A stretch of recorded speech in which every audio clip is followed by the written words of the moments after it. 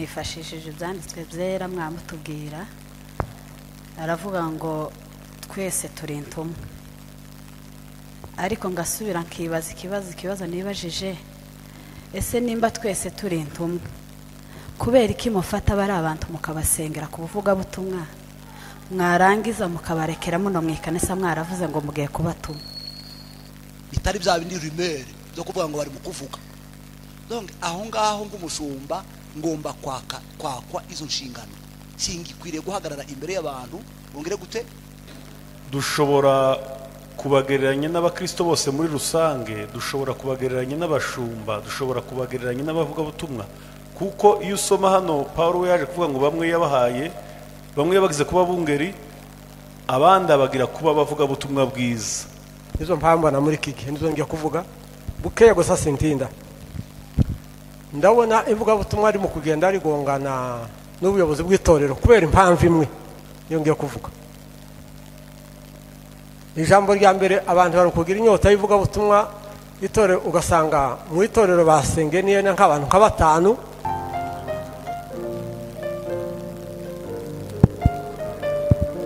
arakoze bagira ngo twobariza hano nta kibazo ni akabazo gato gusa kajanye n'isomo twize kuri iyi ngingo yo kuba abarinzi ku gice cya rusange numvishije umwarimu yabihujije n'ico bita discipleship ndabaza ngo ese ni gute abantu bakwigishwa kuba abarinzi cyangwa discipleship impamvu mbibajije niki nuko ariyo great commission Yesu Kristo yadusigiye ariko ntikorwe cyane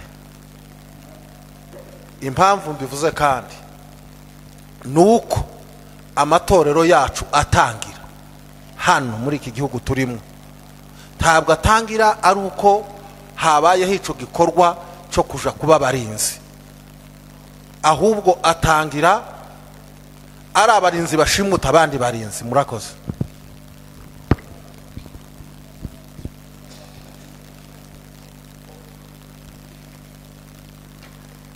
okay reka tumaze dusubize icyo mbere yuko n'abandi bashumba bari hano bashobora kunyunganira mu by'ukuri ndatekereza ko wenda biraterwa n'itorero ejo narakivuzeho navuga ngo inshingano ry'ikanisa cyangwa se ry'abayobozi b'itorero cya mbere ni ukugaburira umukumbi ni ukurinda muri uko kugaburira rero nimo harimo discipleship donc kubigisha kuba traininga in fact urebye mu Baefeso yavuze gute donc bamwe bahaye kuba bashumba bahanuzi bene ibyo donc kugira ngo bagire gute donc ba training bigishe itorero aba ari ryo rikora umurimo donc no kuvuga ngo rero reka ntange urugero hariya ku itorero ryacu twebwe tugira imigoroba yo kwiga donc tuvuga ngo uyu munsi nda gitaramo kaje hari imbere nkabigisha evangelism nguruheka arimo hano tukiga abantu bagapreza twarangiza tugasohoka umugoroba tukaja mu mudugudu wakasarana tukazungurukamo twese n'abakristo tukaja kwigisha donc no kuvuga ngo niba hariho intege nkeya zaba abakristo badasohoka hanze ngo bakore no kuvuga ngo intege nkeya ziri hejuru kuko niba baratojwe niba barigishijwe byanga byakunda bagomba kugira gute bagomba kubishira mu bikorwa so nuko riko bitekereza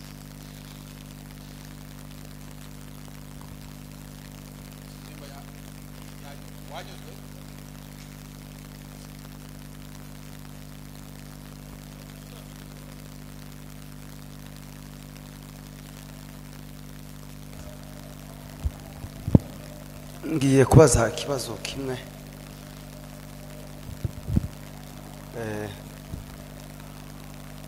muri mission Kristo yasigiye abamwizeye yo kuba bahamya ese muri cya gihe ngira ngo umuvuga butumwa si wasengewe gusa n'uwizeye Kristo ubasha kuba umuhamya muri cya gihe iyo hariho umwe mu itorero cyangwa bangahe bagiye gukora uriya murimo wo kwamamaza ubutumwa mu bantu batarizera umwami Yesu, bakagira imbogamizi z'abashumba, bakagira imbogamizi zo kudahabwa uruhushya rwo kuza kubwiriza. Ese muri uwo mwanya bazareka kuza kuvuga ubutumwa kubera ko abashumba batabaha uruhushya, cyangwa bazagenda kubwiriza kubera ko bafite umuhamagaro wo kubwiriza? Murakoze. Ndatekereza kuko nta bashumba b'Imana bo b'imbogamizi y'abantu baje kuvuga ubutumwa. Umuntu wese ubabazwa nuko abandi bagiye kuja kuvuga ubutumwa, then abagaragaje kuko mu by'ukuri atari umushumba uva ku Mana. So icyo rero sintekereza kuko iyo twirinda gutekereza mu buryo bwa impossibility bw'ibintu bidashoboka bitabaho, kuko Biblia ivuga ngo mavuno ni mengi na watenda kazi ni wachache. Isengesho kimwe mu byo twaye dusengera ubu nyine ko turasenga ngo Mana ohereza watenda kazi baje hanze. So sintekereza ko rero umushumba wese wahamagawe n'Imana ndiyoba imbogamizi y'umuntu uja kuvuga ubutumwa. Wenda ikibazo twibaza ni kivuga ngo ese uwo muntu yagiye gute? Cyo kibazo twibaza, kuko hari abasohoka mu itorero rifite ubuyobozi, itorero riri organize. Ntabwo usohoka hanze gusa ngo ugenda ari uko watumwe mu itorero, ariko nusohoka hanze ukaja gukora mission hanze. Simvuga mission yo kuvuga ngo hanze tuzadusohoka abo duhuye nabo tubasangize kwizera kwacu, ko navuga gusohoka ukaja gutangira itorero ahantu utabiherewe uruhusa n'ikanisa, utatumwe n'ikanisa, then ntabwo uba uri mu muro. Hanyuma ikanisa rikagira gutereka byitambika imbere, barimo barabikora neza kubera ko ntabwo uri mu murongo mwiza. Donc ugomba kugenda ari uko watumwe n'ikanisa. Siziri bahari cyo gukongeraho. Nanjye ndabaza ikibazo kimwe, hanyuma Eric nawe ahita abaza na Ntashi. Ikibazo cyanjye kiravuga gutya ngo Yesu yaravuze ngo mugende mwigisha abantu. Yabibwiye abigishwa. Ese ababigishwa Yesu yabwiye dushobora kubagereranya n'abakristo bose muri rusange, dushobora kubagereranya n'abashumba, dushobora kubagereranya n'abavuga butumwa? Kuko iyo usoma hano Paulo yaje kuvuga ngo bamwe yabagize kuba bungeri, abandi abagira kuba bavuga butumwa bwiza. Ikibazo canje kirabaza ngo ese abantu bose muri rusange bafite mission yo kuvuga ubutumwa, cyangwa hari ababikora nk'umuhamagaro Yesu yabahamagaye?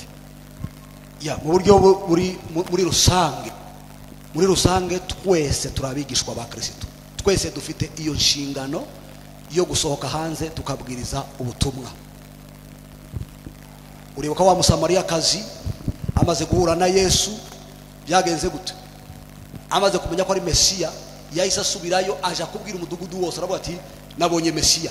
Bose baraza. Usomye muri cyo gice bavuga ukuntu bizeye biciye muri bwa buhamya, tiyagiye muri theology, tiyagiye hehe, ariko kubera kuko icyo yizeye, icyo yamenye, nawe ahita agenda agisangiza abandi. Donc nuvuga ngo mu buryo muri rusange twese twahamagara kugira gute kubwiriza ubutumwa, ariko mu buryo buri specific. Mu Kingereza bazababyita ngo hariho ba Timothy types of missionaries, akabaho na ba Paul's types of missionaries. Nukuvuga ngo hari ba bandi bahamagaye kuba nka ba Paulo, hakaba ba Timotheo, niba abandi basigara hano mu kanisa bakakomeza bagakorera hano mu kanisa. Abandi bari nka ba Paulo nibo ba missionnaire dufite kuri uyu munsi. Donc iyo ni specific calling, ntabwo twese twoba aba missionnaire muri yo sense. Donc bose ndibabaye ba Paulo. Donc urumva muri yo sense rero abantu rero mugatuma missionnaire wayo. Kari wacu turamufite twatumye Marsabiti ni umumissionnaire twatumye twadusapotinga ikanisa. Donc uwo ni umuhamagaro wihariye, ariko muri rusange twese twahamagariwe kuvuga ubutumwa. Mu buryo specific hari bamwe muri twebwe Imana ihamagarira kuja kugira gute gutangira amakanisa runaka ahantu n'ahandi. abo ni abamisiyoneri mu buryo buri specific. murakoze. Ikibazo canje kirabaza giti, hari abo Imana ihamagara, ishobora kubahamagara mu ijwi cyangwa muri calling, mu muhamagaro wayo bawiyumvamo. Hariho n'abandi bihamagara, abo bantu batandukanya gute? Kuko si twebwe arabo twebwe turebesha amaso rimwe na rimwe y'umubiri, cyangwa Imana ikaba yo kuvugiramo ukarobanura, ariko tugwijemwo abantu benshi bagiye bihamagara, kandi abo bihamagaye ni nabo batunanije, ni nabo bagoye itorero, ni nabo batuma umurimo w'Imana udatera imbere. Ese bamaze guhabwa inshingano, bafite inshingano, ufite uburenganzira bwo kuzibaka? uwo birukana, uwo bagira uti?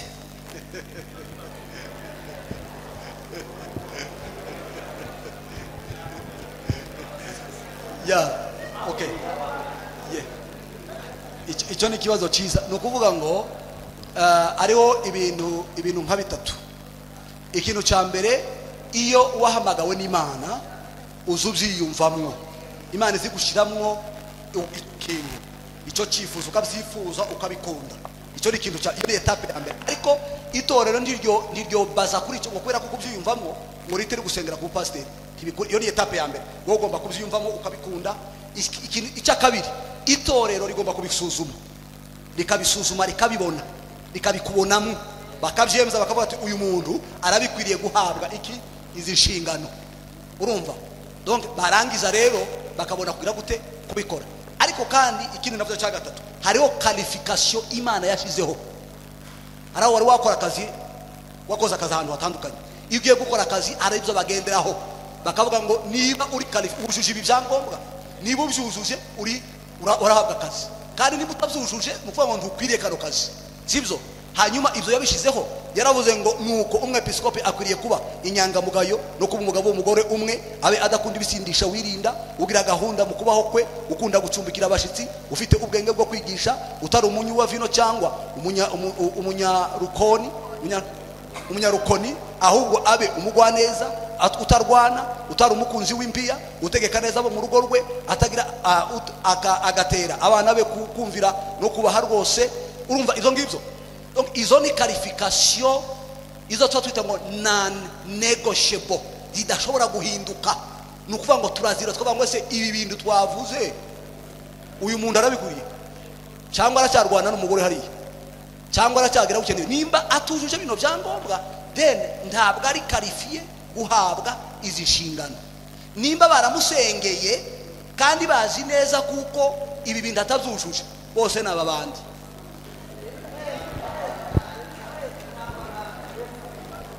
Kuko ntabwo tugendera ku masantima, turagendera ku kuri kw'ijambo ry'Imana. Abo bamusengeye n'aba bandi bose barafatikanyije icyaha kimwe. Ariko noneho uwo muntu wamaze gusengerwa kandi yasengewe n'undi mu bandi, ni ukuvuga ngo n'abahagarariwe nabo bazoba babandi, twebwe ahagarariye. Ariko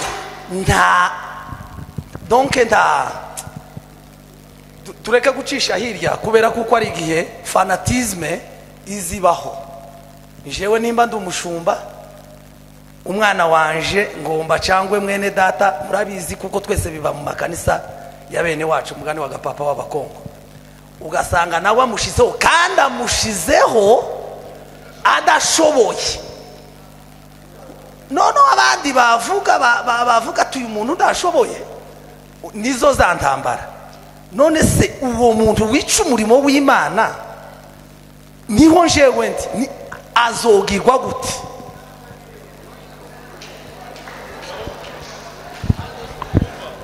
Ndagira ngo iyo tubaza ibibazo biba ari byiza ngo dufate reference biblique, siko bimeze. Kuko nidufata gusa ibitekerezo byacu tidushobora kubona igisubizo. Umuntu utabashije gukora inshingano ziwe neza mu muhamagaro yahamagariwe, nubwo baba baramumennyeho amavuta. Bibiliya yemera yuko umuntu baretira izo nshingano afite kuri we. C'est biblique. Samuel wa mbere igice cya 15 umurongo wa 26. Sauli izo nshingano yarazatswe kubera désobéissance, kubera kutubaha. Iyo umukozi abaye mu buzima butubaha uwo ari we wese, biremewe ko aretirwa izo nshingano. Siko bimeze, kuko hari abakozi usanga batubaha. Bibiliya rero yemera yuko umuntu yakwije nshingano afite kuko ntazimerisi. Icya kabiri nari mvuzemo, umugabo witwa Mose, muraza gusoma igitabo cyo kubara 20:12. Nshingano yarazatswe, tiyabasha kugeza abana b'Isirayeli i Kanani. Timuzamusoma ayo makuru, muzamuyasoma. Umugabo witwa Juda Iskariyota, inshingano yarazatswe, tiyari muri 12. Kubera iki? Kubera trahison. Ukuvuga ko inshingano umuntu ashobora kuzihabwa, ariko iyo umuntu abaye mu buzima butubaha, ico ni kimwe. Icya kabiri, iyo umuntu abaye umukozi w'ibyaha, umukozi w'ibyaha, akaba ari umukozi, turebe departement zose duhagarariye, ariko muri ijya departement ukaba uri umuntu iteka ryose utava ku ngeso zawe z'ibyaha. Icya gatatu, ukaba uri umuntu w'umworogeye, umuntu w'umunyagasuzuguro mu nshingano wahawe, ntubashe kubaha. Icyongeyeho narangirizaho muri ibyo byose, igihe cyose ufite bene ayo madefu wako inshingano. Kwa inshingano duhabwa ntabwo ari kwa kundi umurimo w'Imana ugenda ukawukora wawukoreramo amakosa ngo yengo kera bamusengeye mu ivuga butumwa ngo ntashobora ngo ntakoba kimugeze. Hoya, ntabwo bagusengeye mu ivuga butumwa ryo gukora hamakosa. Igihe cyose uzakora aya makosa muri za nshingano, ubuyobozi bw'itorero bufite kukuretira izo nshingano automatikema, barazikwambura kuko utamerise ibyo ngibyo. Nimba uri umunyagasuzuguro, nimba uri umukozi w'ibyaha, nimba utabasha kubaha, izo nshingano barazikwaka. Icyo nshaka kuvuga rero, nari ngiye kunganira gusa umushumba, ni ukugira ngo tubimenye yuko muzi ko n'abashumba baza baka inshingano. Abakristo ntitubizi, muzi ko umushumba azahagarikwa. Icyo baba bakoze niki?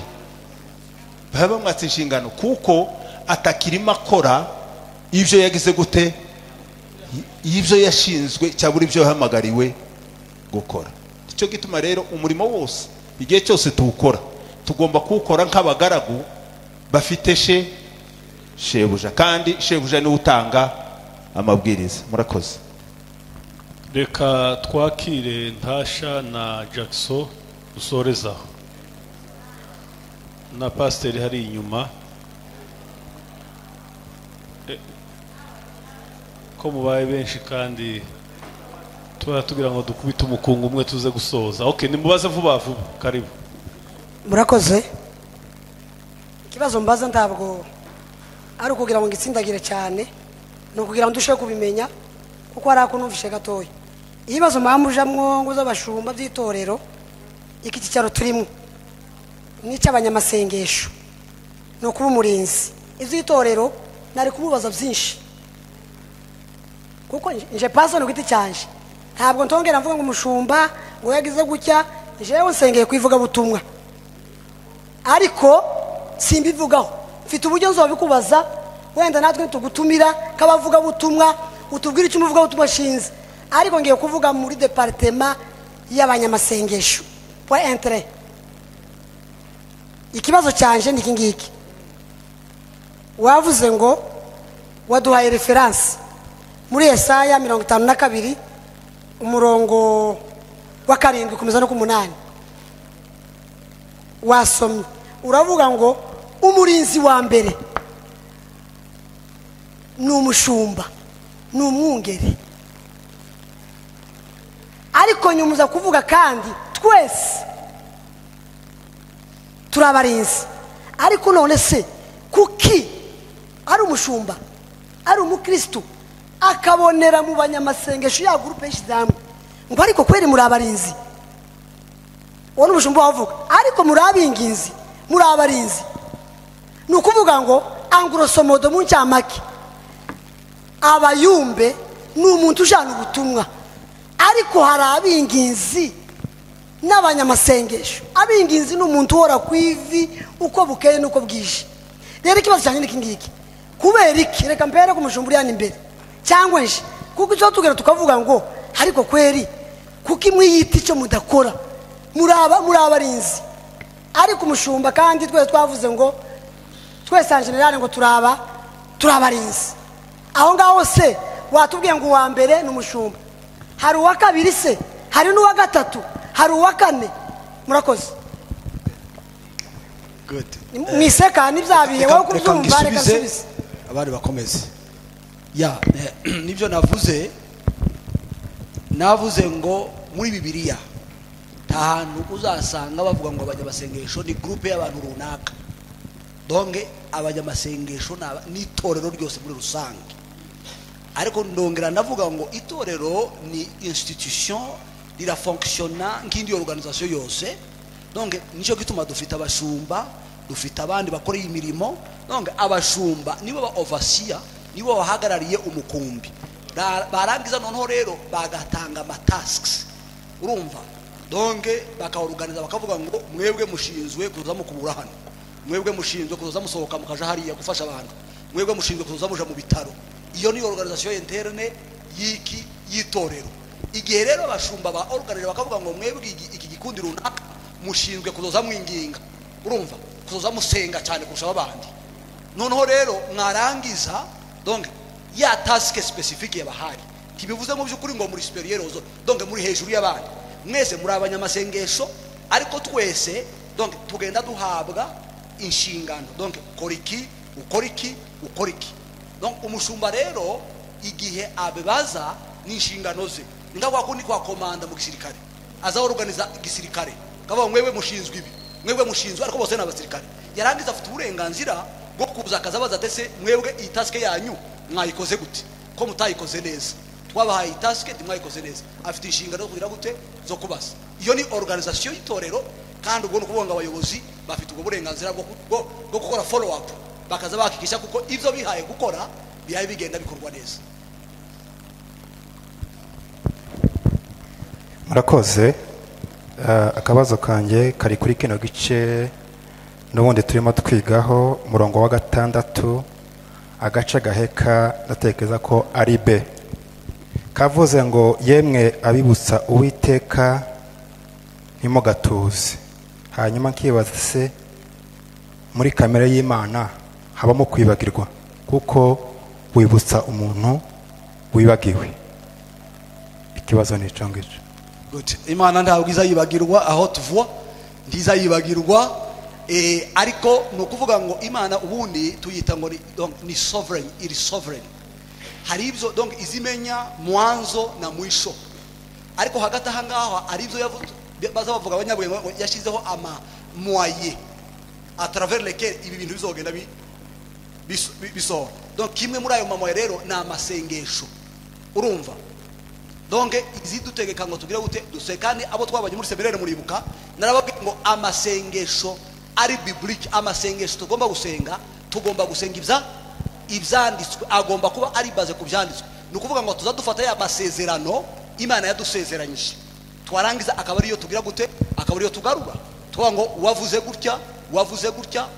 gutya bikore. Suko iba yibagiwe, ariko kandi nuko twari dukora ibyo yadutegetse, kuko yaratubwiye ngo musabe muzahabwa, mushake muzabona, mukomange muzakingurirwa, mweko muri babi ariko mukamuzi mugira neza, ariko se ni musaba data wo mu ijuru azabuzwa no kubikora, urumva? donc niwe wadutegetse ngo dusabe noneho bijya bindi yatubwiye rero nizo twari tuyibutsaga tubatese ntiyibagiwe mu by'ukuri ariko ko turayibutsa bya bindi yatubwiye wewe niwe watubwiye ngo bizogende gutya none gatwagarutse kukugira ngo ugire gute kubikora donc ntiyibagirwa ariko kandi niyo yadutegetse ngo tuzatubikora gutyo. Murakoze kanaje mbaze ndabaza ijambo riri mu Mariko 16 umurongo w'15 arababwira ati muje mu bihugu byose mwigishe abaremwe bose ubutumwa bwiza amen. Aho niwe mbaza ikibazo canje kirimo A na B. Pastor Sport yabivuzeho ndongeraho gake sohotse hanze ngiye vuga butumwa kabwiriza umuntu umunyabyaha akizera ese mfite ubuzaye bwo kumubatiza ntari umupasitori? Icya kabiri ese mfite uburenganzira bwo kumuhameza ntari umupasitori? Murakoze. Urakoze cyane.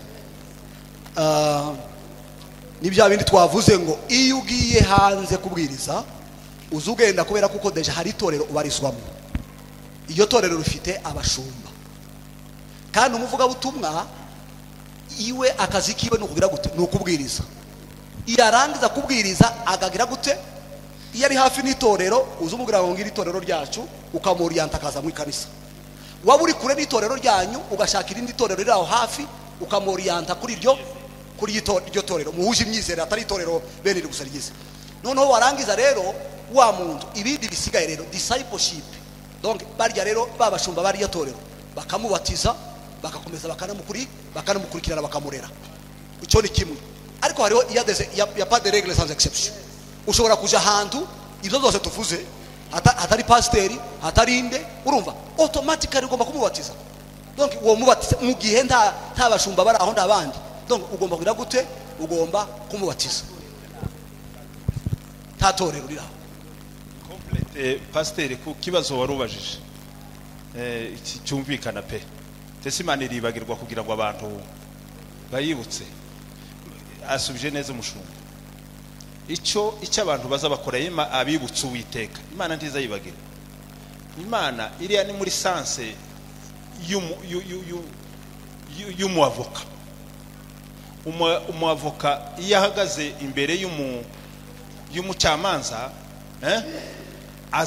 azamwibutsa ingingo atari uko umucamanza atazizi, ariko akamubwira ati nyabona uyu nguyu mpaye ntakira wibukiza ingingo zimurengera tiwumva ntaba yazibagiwe, ariko akamubwira ngo wibukire itegeko alineya yayira navuga gutya ubyibuke ntaba yaba yabyibagiwe, ariko no kugira ngo agaruke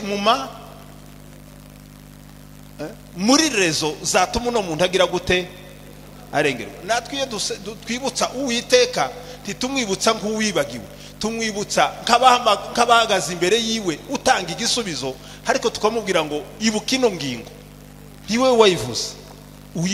Kuyibuka si ukuyibagirwa, ariko no kugira ngo sinigene ubundi tiwashobora kudefanda umuntu utazi ingingo zimurengera. Burya tubaye tuvuga ingingo zirengera ibyo duhaye dusabira tuvuga ngo Mana wibuke giki wibuke giki wibuke giki, ariko so kuyibutsa nk'iyibagirwa. Tuje imbere yayo gupleda kwinginga, ariko dushingiye ku ngingo ziturengera ziri mu ijambo ry'Imana. Reka twakire pasiteri na Nyabayumbe tute dusoza umwanya w'ibibazo. Reka ntabwo ari ikibazo ngiye kubaza, ngiye kuvuga uko mbibona hagati y'ivugabutumwa n'itorero. Hari n'uwabajije hariya tese abavugabutumwa basengerwa agenda avuga karite kuntu bateye. Aho ngiye kuvuga naha bikurikirana na experience y'ivugabutumwa njewe ku giti canje, nizo nagiye mbona, nizo mpambana muri kiki, nizo ngiye kuvuga bukeye gusa sintinda. Ndabona ivugabutumwa ari mu kugenda rigongana n'ubuyobozi bw'itorero kubera impamvu imwe niyo ngiye kuvuga. Ijambo rya mbere abantu bari kugira inyota y'ivugabutumwa itorero, ugasanga mu itorero basenge niyo nk'abantu nk'abatanu turi mu kuba mu maseremoni kenshi itorero rimwe nk'iri nka muri Grace ugasanga abasenga bavuga batanu basanga abandi bari basanzwe niyenda bakaba nka batanu batandatu bitirirwa ivugabutumwa. Hanyuma ya nyota yabo bafite ivugabutumwa rwose baba bafite umuriro w'ivugabutumwa,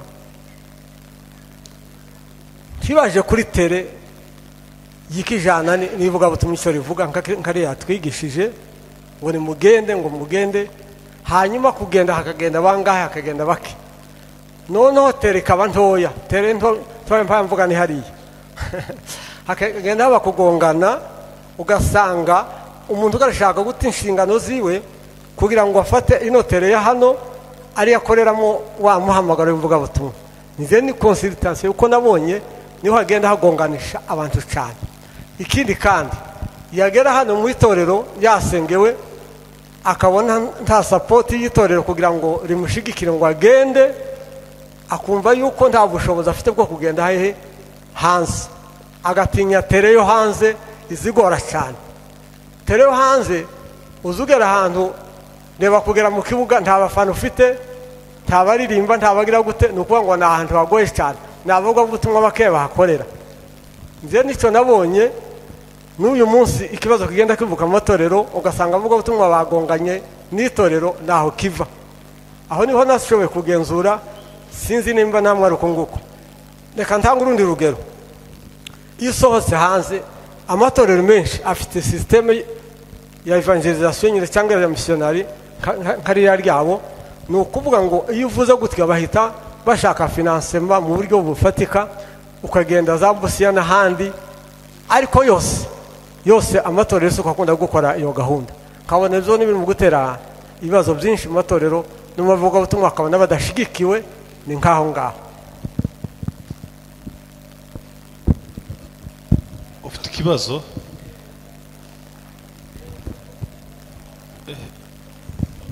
Bunotumwe Yesu ashimwe.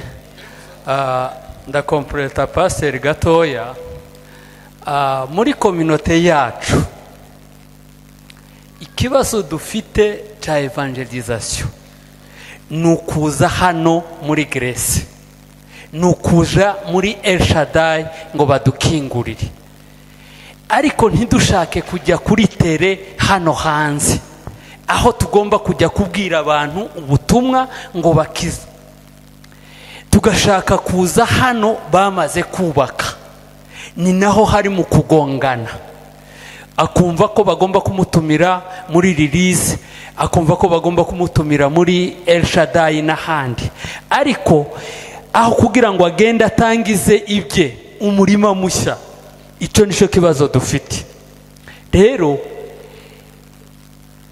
hari abantu bagomba kubwirizwa ubutumwa muri kino gihugu, kandi muri communauté yacu dufite abavuga butumwa n'abantu bari hano Nairobi imyaka tuhamaze bamaze kumva, nibagende baje kuvuga ubutumwa.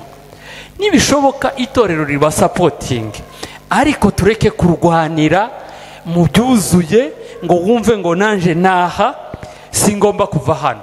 Murakoze cyane.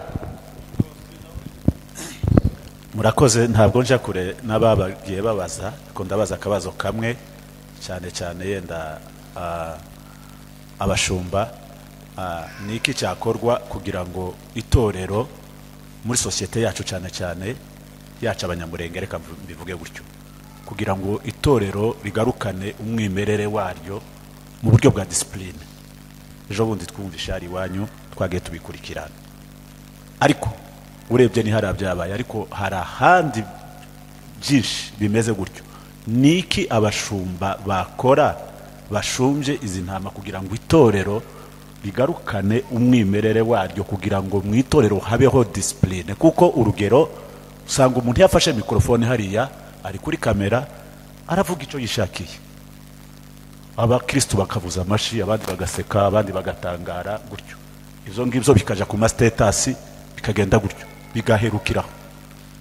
Yewe ndetse yanatokinze n'umuntu yavuze n'umuntu kuntu tena yenda y'umushumba cyangwa umuyobozi runaka bigahekeraho. Niki nize ngamba mufite kugira ngo itorero rigarukane umwimerere waryo? Murakoze. urakoze cyane nawe. Ni ukuvuga ngo iyo usomye l'histoire de l'église kuva l'existence yacu y'abaporo kubaho, iyo Martin Luther bavuye mu bakatoliki bagatangira reforme. Mu ncamake reforme ijambo rito yabaza bavuga ryahinduye isi, ni ijambo ryavugaga ngo donc moto yabo ko ari kuvuga ngo let's go back to the scriptures, dusubire ku byanditswe. Kuko l'Eglise catholique bari badistortinze, bafata ibyanditswe batangira kubijana ukuntu. Noneho igihe bari aba Martin Luther batangiye n'abandi ba Calvin n'abandi baravuga ngo reka dusubire ku byanditswe. So itorero rero ntabwo ari irya pasteur, ntabwo ari iry'umuntu, itorero ni irya Kristo. Kandi Kristo yarishirijeho instructions, imirongo ngenderwaho. So kugira ngo iryo torero rifunction kuko nyirarya ashaka nuko dusubira mu murongo tukariorientia muri wa murongo wa nyiraryo, tukareka kwiremera ibindi bintu kico waruvuze specifically cha indiscipline mu kanisa, sibyo? Donc no kuvuga ngo kimwe mu byo Kristo yaduhaye no kuvuga ngo no kudisciplina, no gushiraho order mu kanisa. So izo zose rero nizanga ingo n'ubundi tugaruka kuri za nyiri torero yashizeho umurongo ngenderwaho. Igihe cyose twawurenze tukiremera ibyacu hazoba desordre mu kanisa, ariko nitugendera ku murongo wa nyiri kanisa byanga byakunda hazoba order. Sizi buri baro ndi wo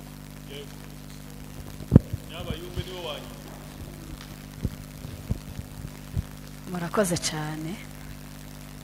Ikibazo canje mwifashishije ibyanditswe byera mwamutubwira, aravuga ngo twese turi intumwa, ariko ngasubira nkibaza ikibazo nibajije, ese nimba twese turi intumwa kubera iki mufata bari abantu mukabasengera ku buvuga butumwa, mwarangiza mukabarekera muno mwikanisa mwaravuze ngo mugiye kubatuma? Ikibazo cya kabiri, no mushumba wabivuze hariya, aravuga ngo iyo babonye umuntu yagenda nabi bamukura ku nshingano, n'amaso arakwihera tutarinze kwinjira muri byinshi. Ese ko ntawe turabona bakura ku nshingano kandi tuzi amatendo yiwe, kubera iki kandi yabifashishijwe na Bibiliya? Batubwire. Reka nsubize kino pastor nawe asubize icyo kindi.